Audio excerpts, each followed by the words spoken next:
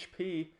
HP, we've got a good one today. We've got our 7-10 matchup between the Marquette Golden Eagles, our 10 seed, and the Illinois Fighting Illini as a 7. HP, this is going to be a heck of a matchup between Marcus Howard and Ayo Dosuma. Any other outstanding players that we should be looking at today? I have one in particular. Kofi Coburn, right? Absolutely. Of course, everyone has Kofi Coburn. Of course. Big He Ten. won Big Ten Freshman of the Year this year. I think when they played Indiana, that he really showed why he was the best freshman in the Big Ten. The dude honestly looks like a grown man out there, but obviously he's a freshman this year. So in terms of what you're getting defensively, offensively, and rebounding the basketball, I think Kofi Coburn's the X factor here, and I think that is why Illinois beats Marquette. Because I'm going to be honest, Marquette kind of seems like a one-man team. And they lost a whole lot of games to end the season. And they are. I think Marcus Howard is top 5 in overall in this game. He's an 81. Yeah, I did see that. He's a behemoth. Which is too high, if we're being honest. But. It is. I'm going to go ahead and take Illinois as well. I just think they're too well-rounded. Personally, I think Marquette, like you said, they're just a one-man show. Yeah, Marcus Howard's a great player, but I don't think that he's going to be able to overcome the quality across the board that Illinois has. They have a lot of good players where Marquette just has one great player. And while Marcus Howard is a top 20 or maybe top 10 player in the country, probably more like top 20 in the country this season, right? I don't really see him carrying them past an Illinois team that has their own star at point guard and Ayo Dosunmu and Kofi Coburn also that I'm not sure Marquette will have an answer for, period. And now we watch the Pro-Am. Yes, as we watch the Pro-Am where Tom Crean battles Josh Pastner in a battle to the death. First off, I don't think Ayo Dosuma, even as a first-team All-Big Ten player, gets enough credit for how good he is. He really doesn't. Well, nobody hits more big shots in college basketball.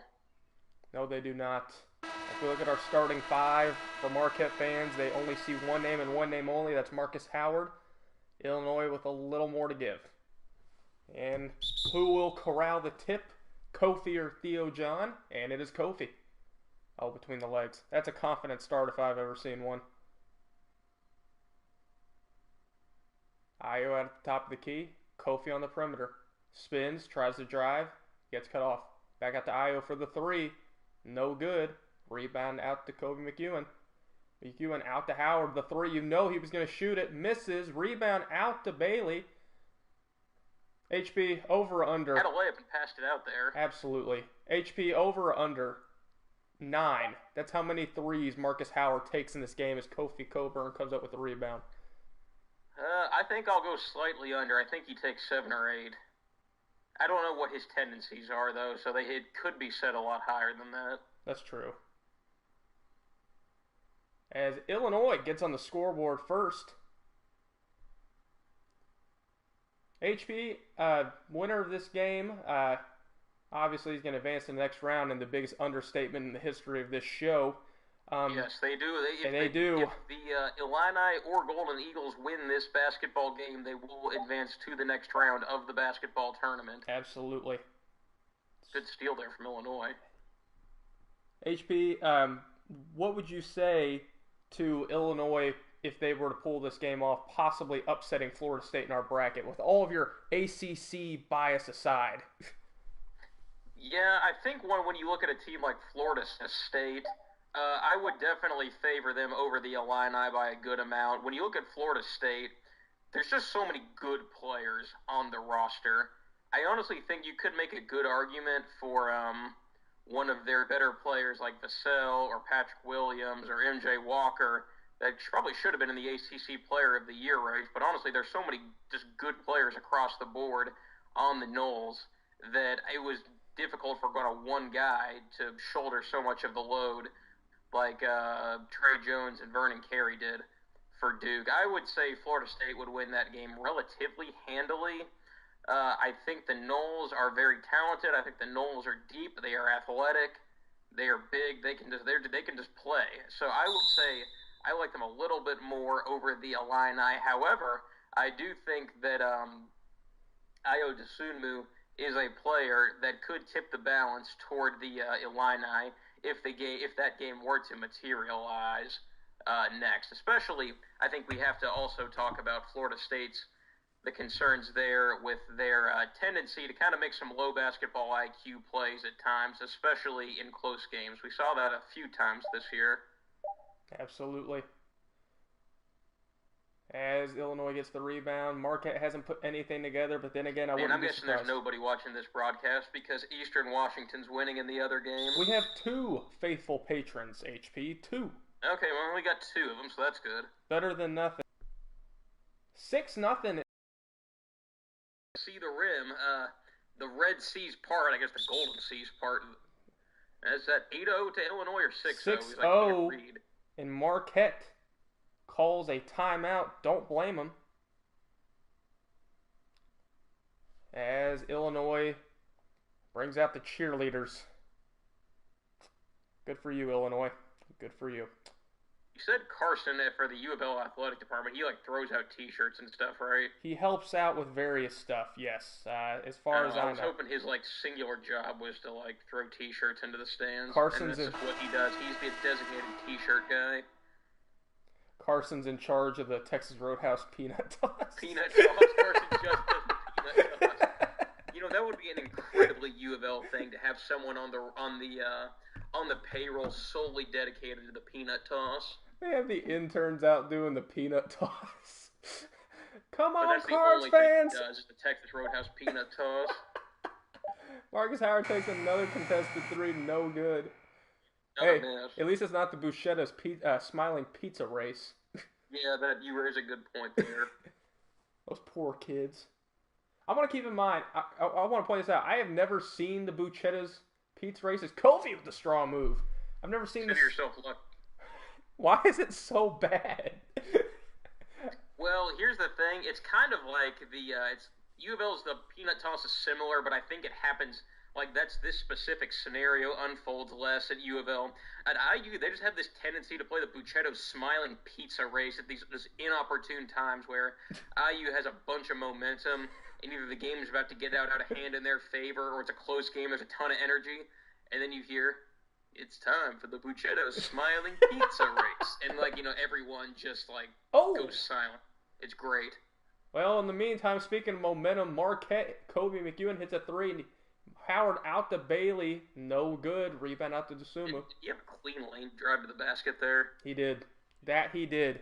We're talking about Mr. Fundamentals, H.P. Robertson. Well, I certainly wasn't Mr. Fundamentals back in the day. Not at the level of, the Ben Popson defense. Ben Popson with the greatest box out in the history of box out. He would box you out to half court if you were in the lane. I remember one story about Ben is we were having tryouts as McEwen misses the jumper. Rebound, though, by Aneem. And ball out to Marquette. I remember one story about Ben is it was 7th grade, and it was me, Nick Doninger, and Ben, believe it or not, were being considered for the A team, which Ben Popson in A team basketball is just not something I like Ben, but he'll tell you too, not a great basketball player, but he found out about it, so he was in a drill with Sam Mayo, and I'm interested to see where this goes. I can tell it's gonna be funny. The ball went up, and as soon as the ball went up, not only was it a complete miss, it was an air ball, but Ben didn't even look at where the ball was. He pushed Sam around to where he could, put a butt into him, and he blocked out Sam all the way to the other side of the court. Didn't even try for the rebound. Block out. Didn't even try for the rebound. Was Griff good enough at fundamentals to be the big fundamental? Who? Griff. Yes, and I hope Griff hears this later, because Griff was great fundamentally, but the one thing about Griff is for a guy his size, he had such a good shooting touch, and he was very, how do I say it? cerebral about how to play. So like while it was a lot of fundamentals, his shooting touch is something like that was so easy to play with as Illinois goes up 10-4 there. It was so easy to play with Griff, especially on pick and rolls and pick and fades because he could do both, and he was so big that he could post up everybody. But Griff wasn't the guy that was going to demand 15 shots a game either. So, I mean, he was the consummate teammate to play with. But yeah, a lot of it was fundamentals. But there was a lot of information to the contrary of that statement. Really? From who? No, Griff? I made it up. I was about to say from who? Griff himself? When Dwight Howard, I think it was after he won all those Defensive Player of the Years, or they might have been during that run when we had Dwight Mayer and he wanted to go somewhere in free agency or get traded. Yeah. And, because he went from just being, doing the things Dwight Howard is good at, like blocking tons of shots, being athletic, dunking the ball, pick and roll, to like wanting to post ups all the time because he wanted the ball. I was going to make something up about that with Griff. There's a dunk is that Theo John? I do not believe it is. Sorry, I'm watching the yellow pixels run up and down the court again. I tried to think, Kofi goes up, no good. The foul on Johnson. I tried to figure out whether it would be easier to do. I tried actually putting in blue jerseys, and it came out yellow, so I'm sorry about that. No, that was Kane. Well, and I don't think it really matters, because I won't be able to see who's who, no matter what color the jerseys are. That's all right. Is Elliott at the top of the key. Marcus Howard has checked out for the Golden Eagles. Illinois leads 11-9. Jace Johnson. The illegal screen. We had a big story that kind of happened here a couple minutes ago, or maybe an hour ago, about there's going to be an extra year for spring athletes, but winter athletes are not going to have the extra year of eligibility for the tournament. What do you have to say about that? It seems pretty. It was pretty widely expected, I think, that the winter athletes weren't going to get the extra year, but. What do you have to say about that? It makes sense. As Nichols with the great cut and the missed layup, though, rebound out to Kane. It makes perfect sense. I mean, everybody, cutting Kane for another layup. Tie game 11-all. It makes sense. It was the right move. It's one of these, it's the ethos over pathos decision-making model here. I mean, the pathos. I think that's logos, actually, but yeah, I think you're correct. Right. Generally speaking. Yes. The pathos move is, hey, they didn't get to play in the tournament. They should get to play. It's like, no, there were 30 games prior to that. So, and that's the Logos argument. No, this majority of the season was already played. As Elliott, and one dunk for Elliott. Foul on Bozeman Verdonk. He's clapping away, folks. But yeah, back to that. I get it. Now, for spring athletes, absolutely, there should be an extra year. For sure. Spring athletes barely even started playing. No, for us, folks, if you're new to this show and you don't know anything about us, I played collegiate tennis as Bozeman Verdonk gets his own rebound. I played collegiate tennis for the last 3 years at Hanover College in Madison, Indiana. Great institution. If you're interested, check it out. But I won't be taking it. I think it's great that they're offering that. I think people should. I think people should have that option. I actually know probably our other senior on our team will probably play as Williams goes up with a dunk to tie the game. We'll probably take that extra year. But as for the winter athletes, no. The majority of the season was already played. In our case, we only played, I think we played 8 or 9 matches out of the whole 25 match season as Torrance drives. Tough foul on Bozeman Verdonk, and that's his second. But no, I absolutely think spring athletes should get another year. Winter athletes, as much as I hate to say it because I love college basketball and how good it could be next year if everybody had an extra year, no, I don't believe so. Hamlin gets the miss on the free throw. Yeah, I kind of thought the same thing. It would have been really hard just because for a lot of teams, they might have only had 2 games left in the season, and I understand why they wouldn't have been able to do that. So I was just wondering what your take was on that, though. This was probably the best decision you would think from the NCAA when they really, obviously, they don't get it right very often. NCAA not getting it right? HP, what are you talking about? Come on, you're better than that. We don't Well, appreciate that. unfortunately, we're not. We don't appreciate that slander on this show. My God, San Diego State is getting beat. They're down. Yeah, no, I do. I was like wondered like what would happen to them in real life because I think they're a good team, but I think they did kind of fall off a little bit toward the end of the season. They had some more competitive games against some not great teams, but Yep. well, I don't know. Well, San Diego State was kind of a weird mid-major because usually don't think of mid-majors like the best of them playing the style of ball San Diego State did. They were one of the 10 or 20 slowest teams in college basketball this year. A style that would make you surprised that a team like San Diego State would be able to go 30-1 or whatever their record ended up being this year because, or 30-2, excuse me, they lost to Utah State in the Mountain West Final. But it's just kind of interesting that they played like that as Illinois gets back on the board with a layup. absolutely. It has statistically been like basically proven over the last couple of years that playing that very, very, very slow Virginia kind of style of basketball does make you susceptible to losing more in the tournaments. Obviously, less possessions creates more variance when it comes to the games.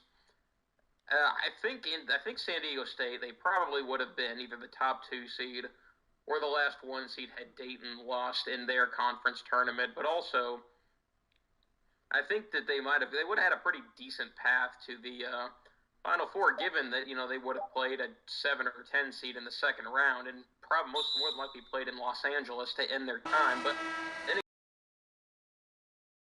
NCAA tournament, but I don't know. I'm rambling about nothing right now. Well, right I'm now, a lot of time with very little insight. But right, with Illinois up 1 with 8:43 left to go in the half. Looking over at our other broadcast, San Diego State is down 10 with 2:31 left to go in the game. As Williams drives, is blocked out the knee. Whenever I think of San Diego State, I almost think of that conversation we had about IU firing Archie, and then like the San Diego State head coach Brian Dutcher. Yeah. And that time where I accidentally said IU needs to hire Dane Cook.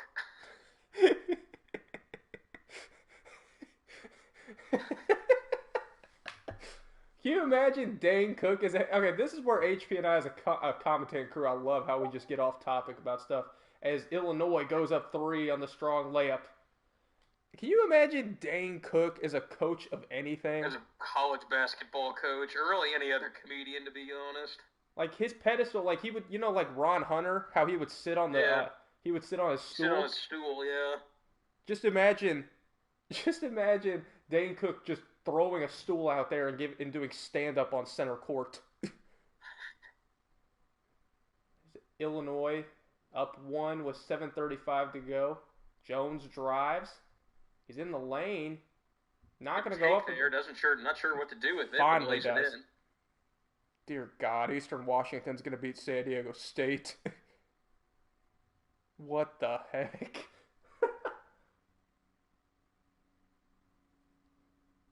And Morrow gets the deflection and 1 layup for the Golden Eagles. And that's a third on Bosman Verdonk.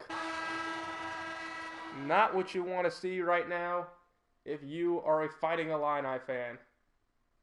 And the free throw is good. HB haven't really powered. Kofi Coburn's kind of one of those guys who can really play well without the ball being in his hands all the time. So maybe that has something to do with him. Maybe his tendencies are turned down here.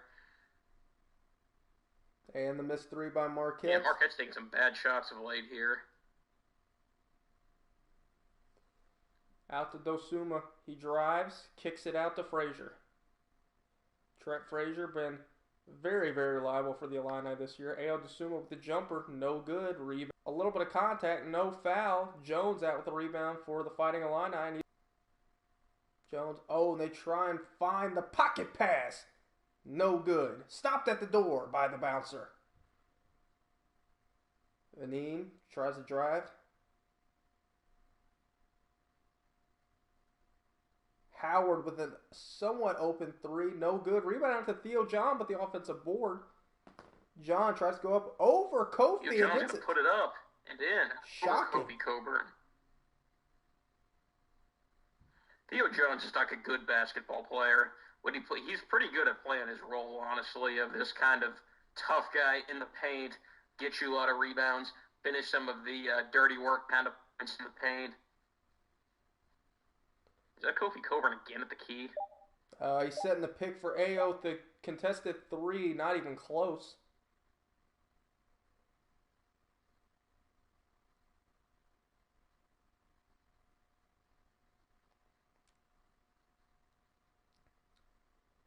McEwen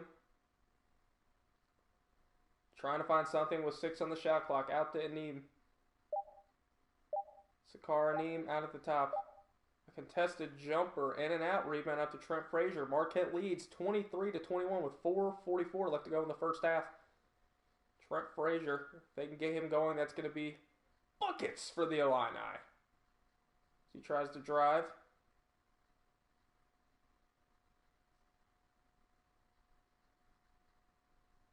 Marcus Howard hasn't done much for the Golden Eagles, and yet they're still up 2.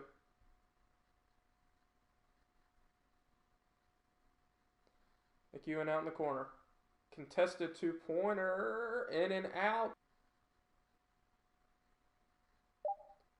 3 on the shot clock. Out to John. John with the running. Oh, and the bulldozer by Morrow.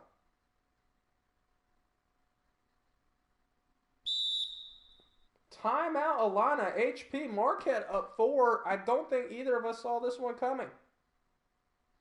Yeah, I sure didn't. Marquette's honestly been surprisingly good in the paint here, especially in these last couple of possessions. I think Illinois has kind of gotten away from attacking the rim a little bit of late.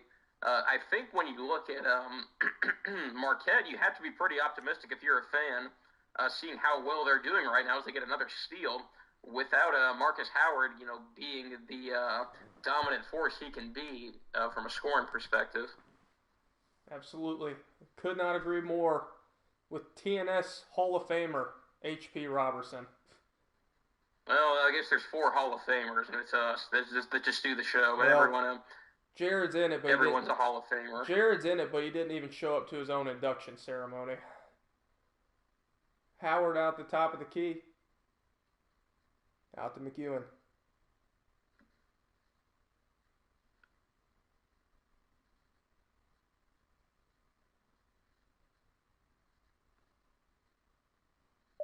Howard to Aneem. Aneem with the pull-up jumper off the front iron. Out to Kofi Coburn.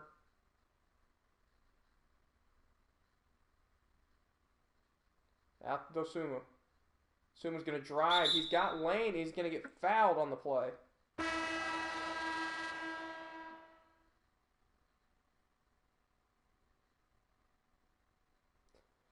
25-21. Marquette with 2:48 left to go in the first.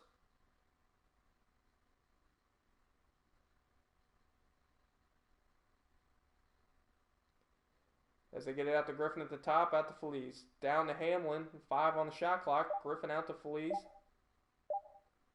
Feliz to Griffin with a long 3, no good. Rebound out to Theo John for the Golden Eagles. And no good on the layup. Kofi Coburn comes down with the rebound, and Illinois is running right now. Feliz, they have a cutting Coburn, choose not to feed him. Feliz blocked. But they get it out to Dosunmu for the 3. No good. HP, congrats. We're going to get a close game, it looks like. The bad news, everyone forgot how to score. I know. This is like a double-edged sword here, I think. As I say that, though, Bailey goes up with the layup. Marquette on an 11-2 run over the last 6 minutes. Dosunmu out to Kofi. Kofi drives. No good. Rebound out to Theo John for the Golden Eagles. Elliott brings it back out top of the key out to Howard, trying to find some space to get a shot. He's got a little bit as he passes to a cutting Elliott with the layup. Brad Underwood might want to call a timeout right now.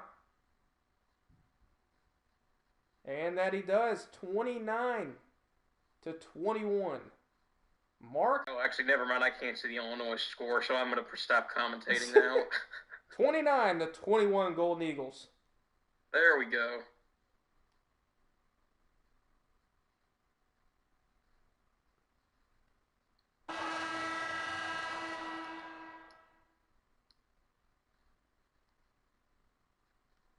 .125 left to play in the game.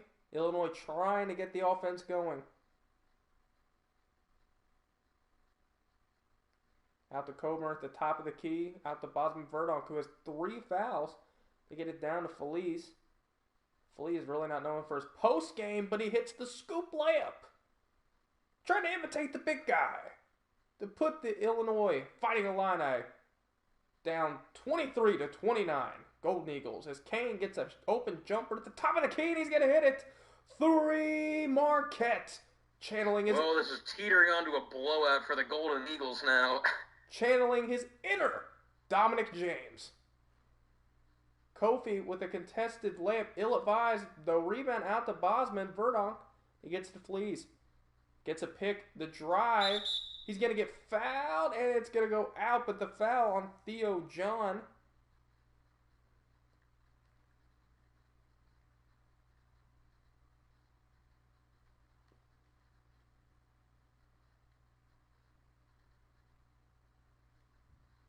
And he's going to hit the first. Jace Johnson back into the game for the Marquette Golden Eagles as Feliz hits his second. No problem.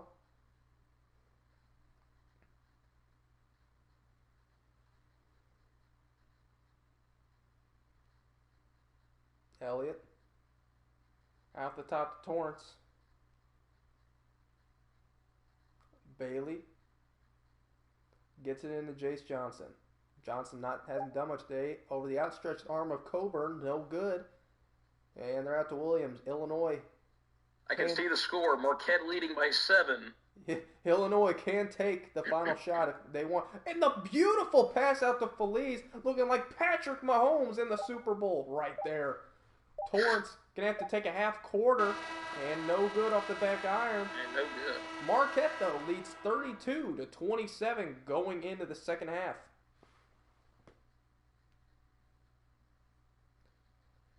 HB, you think Marquette can keep up this level, or do you think Illinois is finally going to pull through at the end? I do think Illinois is ultimately going to win this game, but I think we're actually going to have a close one in our hands finally that isn't a 20-point game. By God. HP, did you just see Griffin's text?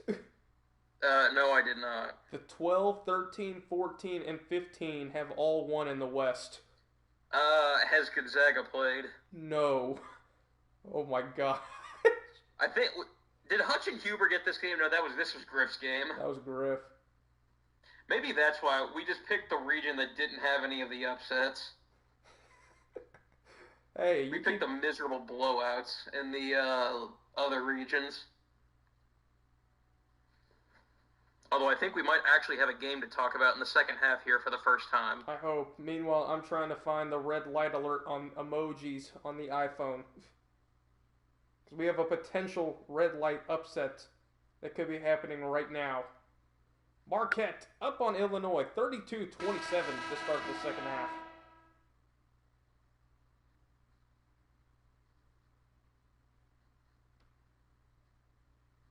There's the red light. HP, I found the red light. We're good. We're covered. Wasn't in your recents with how often this group message uses the the siren red lights? I rarely ever use the red light. As the foul on Beshvanavili.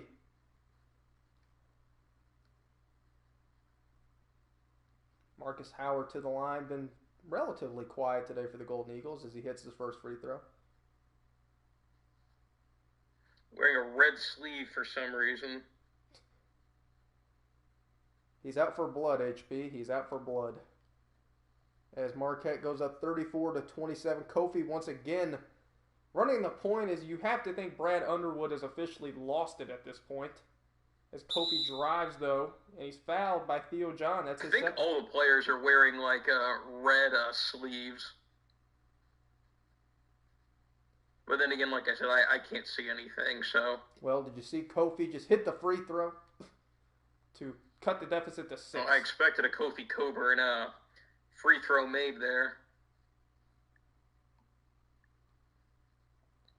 And Hits the free throw. 29-34 Marquette right now.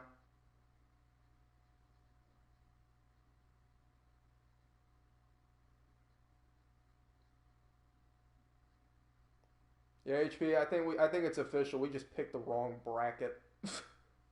Yeah, I think we definitely made a mistake by going with the by trying to get the ACC games against the teams that just blew the doors off the double-digit seeds. Absolutely, I take responsibility for that one. Is Marcus Howard's first shot. No, I'm sorry, not his first shot, but Marcus Howard's three-pointer goes off the front iron and out of bounds. Out to the Illini. Feliz running the point for Illinois. He's going to get a pick at the top. He's not going to use it. Drives left. Spins. The layup, no good. Thought he had the rebound there for a minute, but it goes out to Theo John. McEwen out at the top of the key. Golden Eagles trying to keep some momentum going. Howard finally finds some space. It was a good set there to get Howard open for the three. Looked like a Mark Jackson elevator doors. DeSuma had the lane to drive, and he takes the pull-up jumper, trying to impress the scouts. Marcus Howard, 0 for 7 on the day for the Golden Eagles.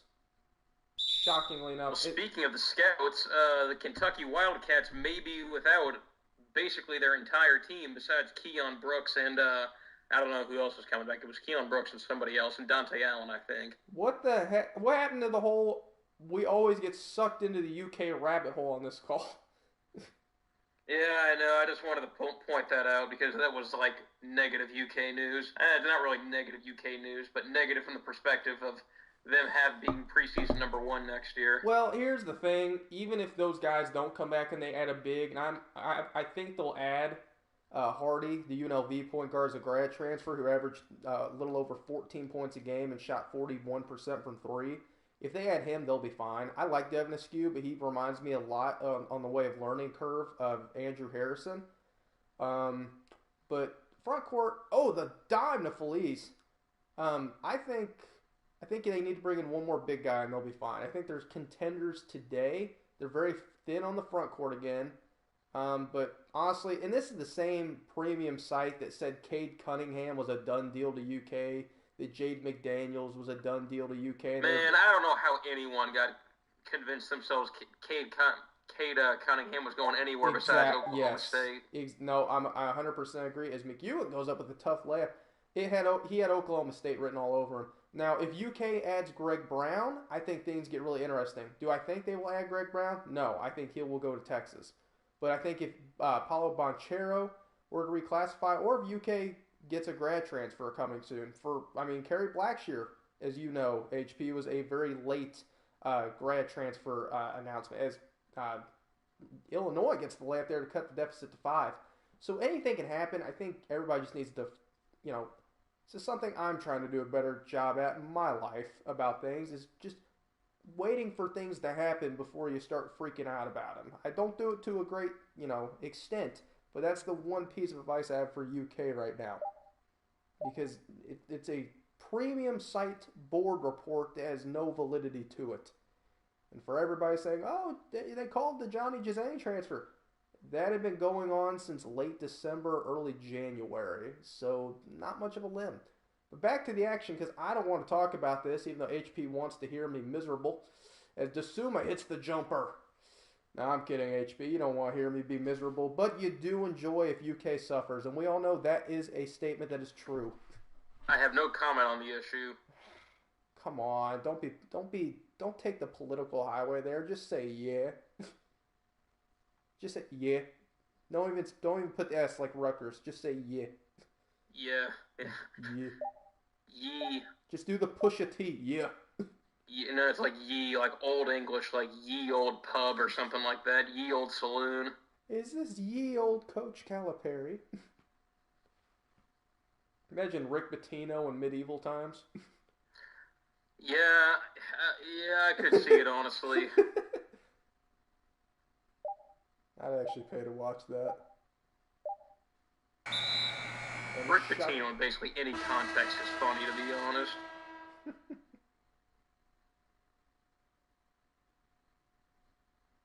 I wonder if Dick Vitale's going to get to call one of Rick Pitino's games next year. I kind of feel like they're going to assign him to an Iona game just so he can get to see Rick.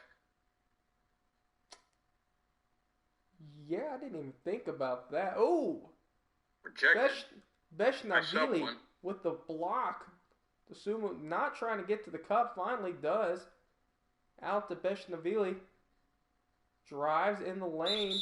In the top. And the N1 for Beshnavili. And he gives a side bump to Kofi Coburn. That's the enthusiasm you need to see from the Illini right now.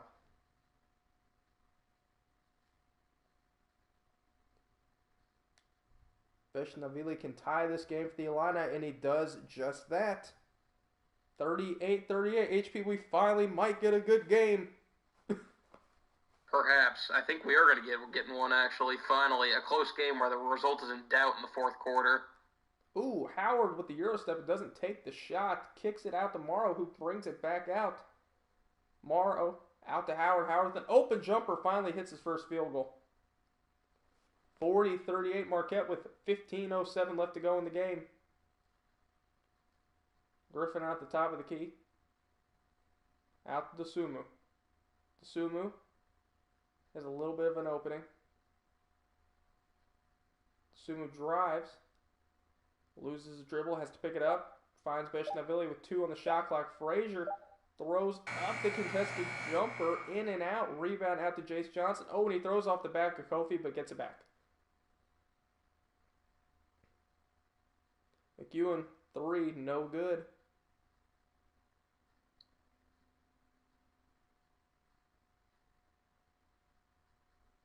Griffin.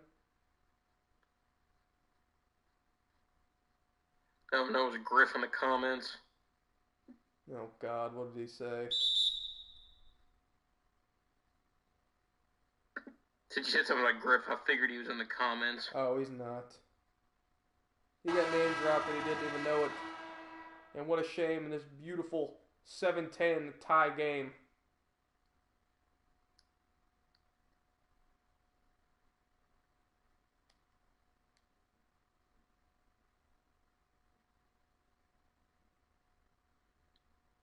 Well, I can confirm there is somebody watching this stream. Absolutely. And it's us. The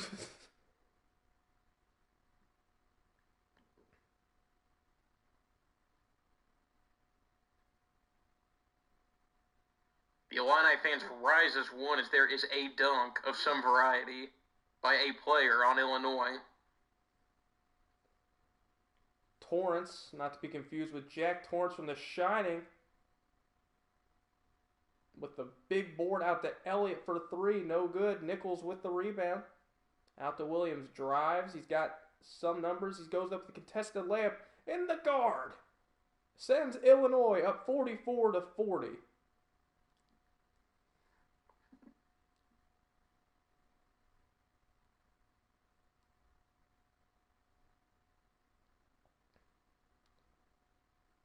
Kane in the corner. He's hit a couple of clutch shots today for Marquette. He's going to take an open jumper. Rebound out to Griffin. Nichols drives to the corner, puts it between his legs, takes the contested layup. No good, but he's fouled by Kane on the play.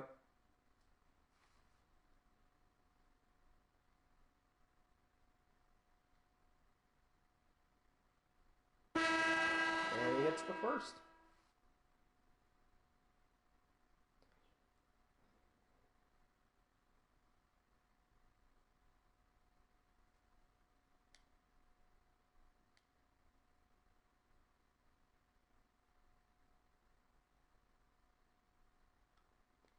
HP, if you bet that Cat's Paws was having a meltdown right now over the news, you would be correct. It's actually kind of comical.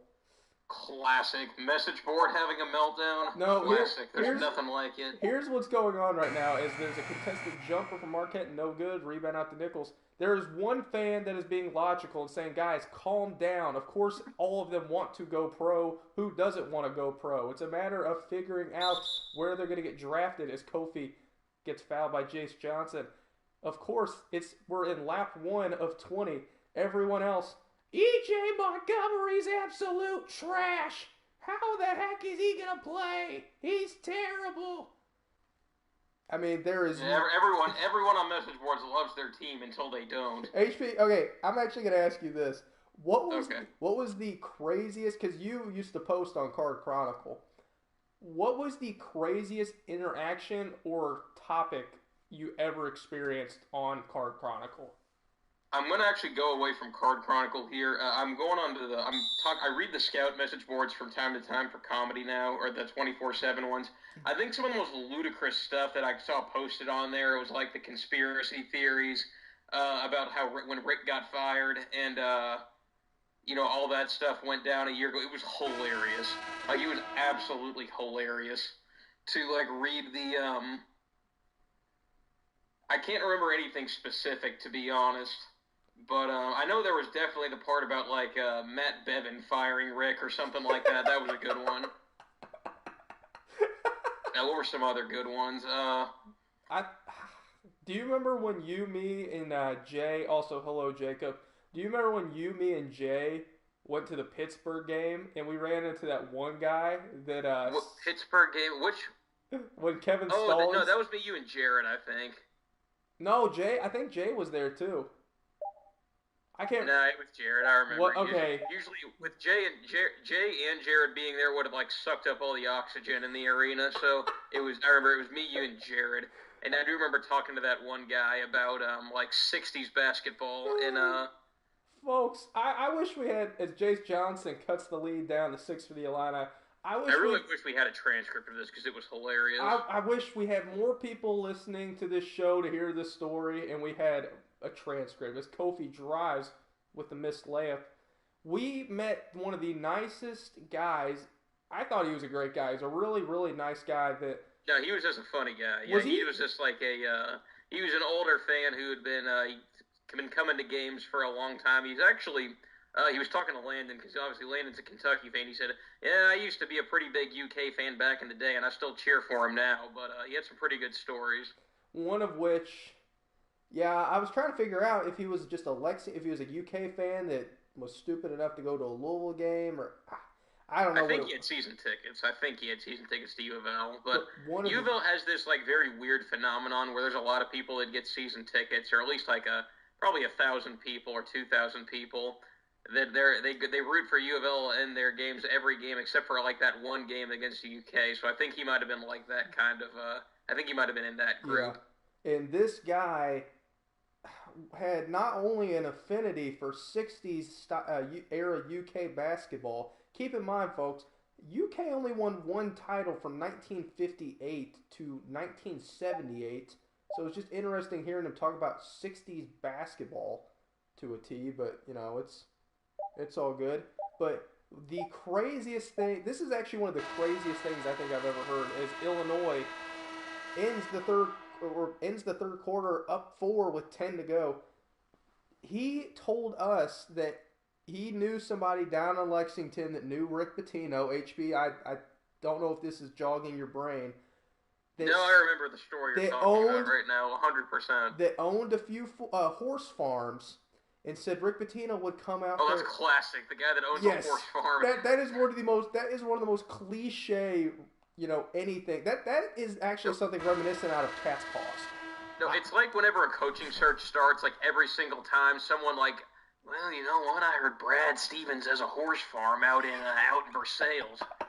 But this guy says, yeah, I knew a guy owned a horse farm out in Lexington. Said Rick Pitino would come by sometimes, and one of his friends would come by, and he'd always get the scoop on Rick. And I heard that Rick Pitino was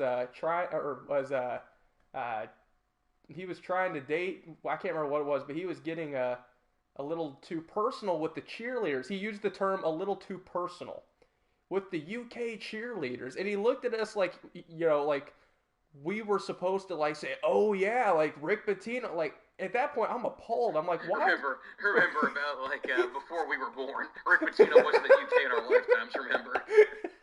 Rick Pitino left UK in 97. I wasn't born then. None of us were.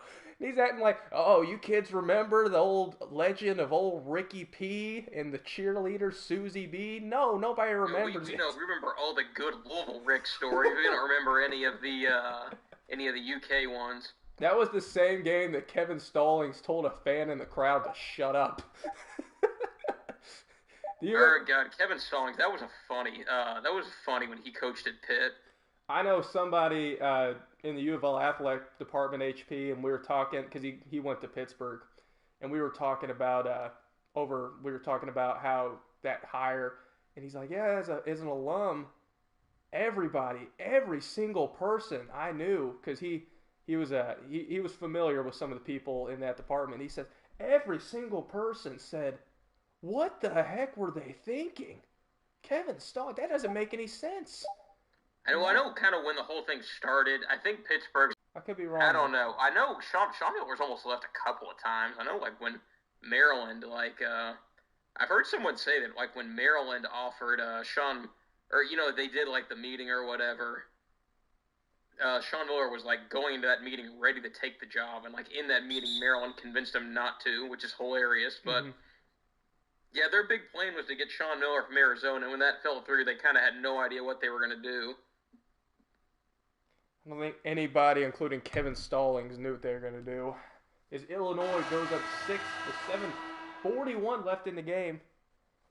Yeah, forget Eastern of Washington upsetting San Diego State. We have clearly had the superior episode talking about Rick Pitino visiting horse farms and Kevin Stallings. Yeah, the Rick Pitino talk is definitely better than anything that could possibly be going on screen. Hey, it's a 6-point game, though. As Aneem takes an uncontested jumper, fading away, though. Misses it, rebound at the Frazier. It's going to become a 20-point game here in a couple minutes, I'm guessing. I hope not. I want a reason to get excited over a game. Not to the point where it's obnoxious, but enough to shows that you care. As Feliz takes an open three, and he hits it. Marquette just ran away from him. 55-49 Illini with 7 left to go in the game. McEwen tries to drive, can't get anything going. Takes it out to the middle, crosses over to his left. The layup, no good. But the foul on Beshnavili.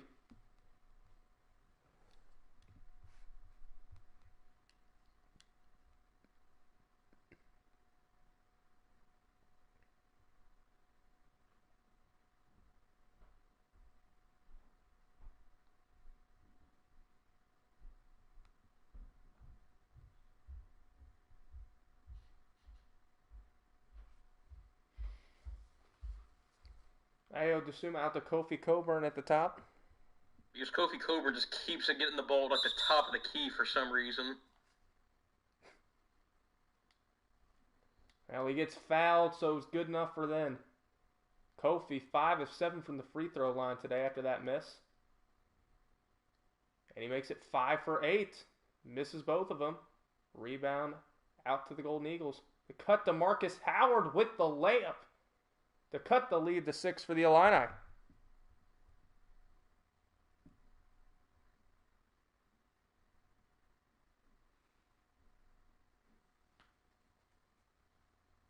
Out to Frazier at the top.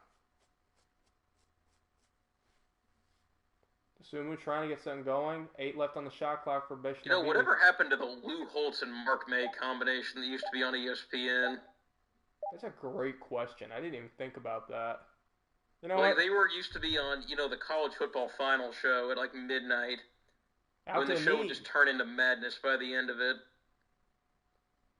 I think Marquette's got it down to 4. What did happen to Mark May? I mean, it's a great question because, ESPN's been like firing people left and right for however many years. He was laid off back in 2017. Unfortunate. And then Lou Holtz he's Lou Holtz. His Desuma takes a contested 3, and he got it! Clutch for the Illini right there. He's got ice in his veins, he says.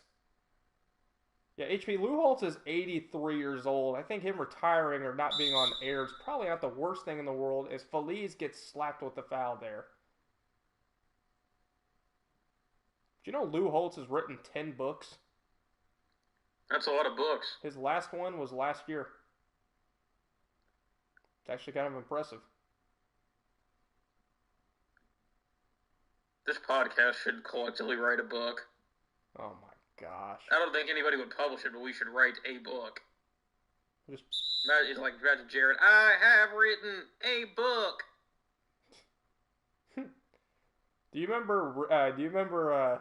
Do you remember Lou Holtz? I can't remember what game it was, but it would have been back around like 2008.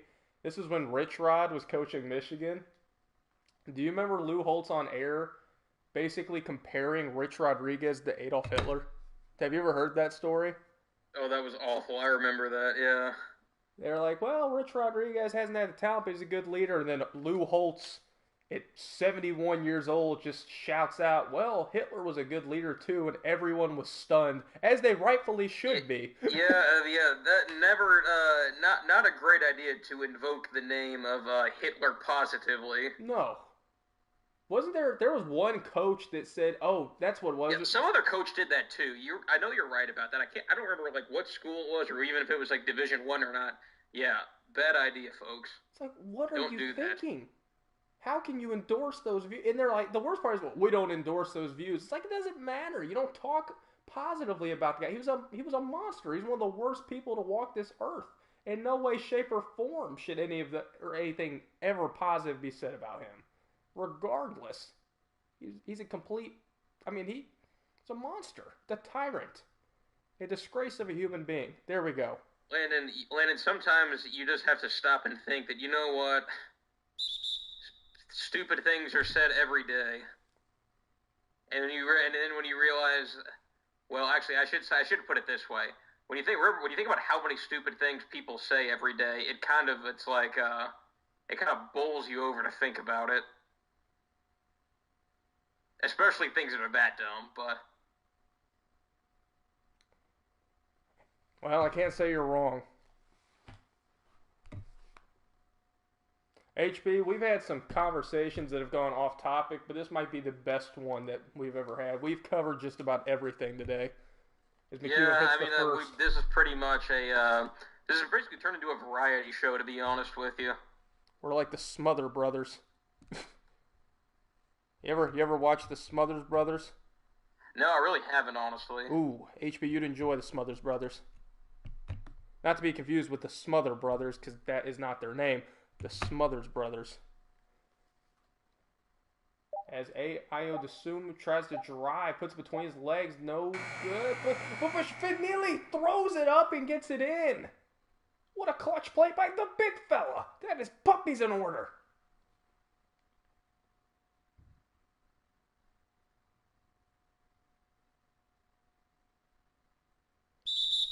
Oh, and they're going to get Theo John with the illegal screen right there. That's going to continue the momentum for the Fighting Illini.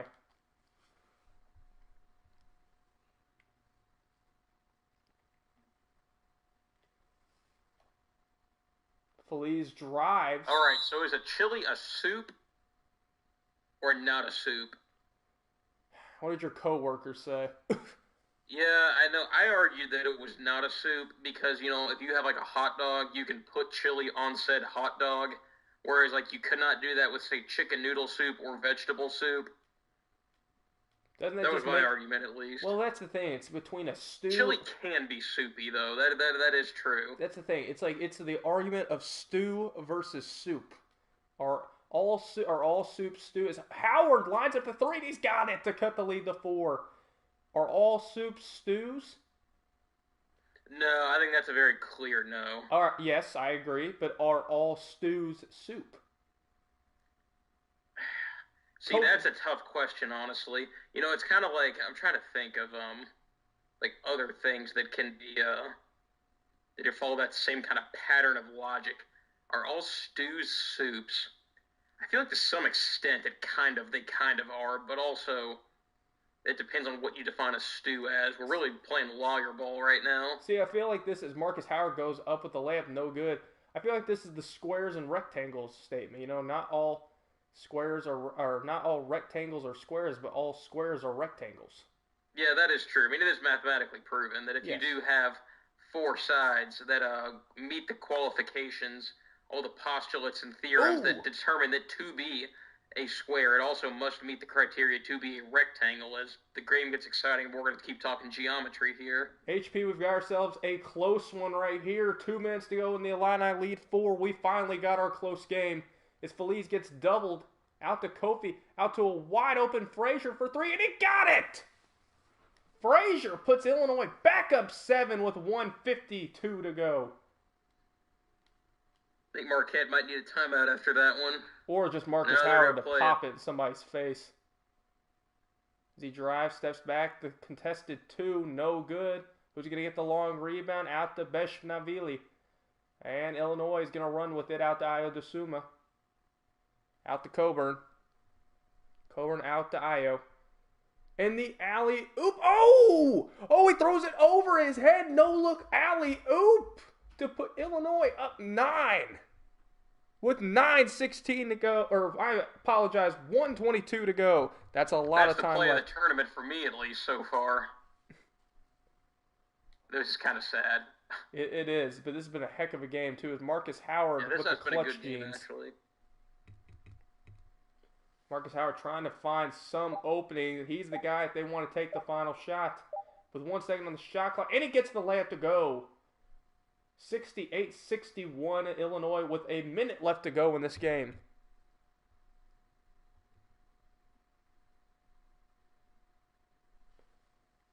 DeSumo. Out to Coburn. Coburn drives and he's fouled. Well, that's 5 on Theo, but apparently they are keeping him in the game. Nah, he'd be out in real life. Kofi misses the first free throw.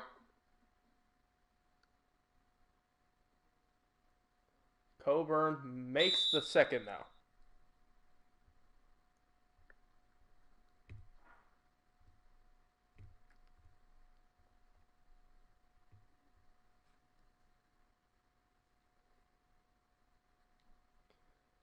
Timeout for Marquette, down 8 with 48.6 to go. And the player of the game for Illinois makes perfect sense. Kofi Coburn with 14 points on the day, only shooting 4 for 10, but made a living at the free throw line. John tries to get it in, gets it out to Bailey in the corner. Bailey, how many more first-round games do we have? You and I think this is it. And the rebound out to Frazier.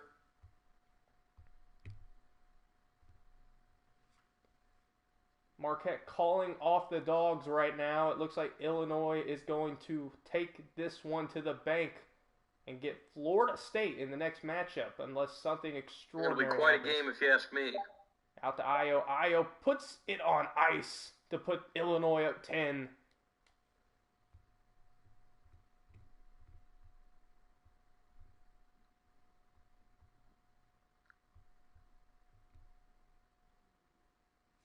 However, Marquette hits the 3 right there to make it 71-64. However, they've run out of time, as Bill Self would say. They didn't lose the game. As Illinois, the 7th seed, moves on to the round of 32, and they'll take on Coach Ham and the Florida State Seminoles. The Noles. Not as good as the Dogs. The Dogs. Illinois, sea of orange.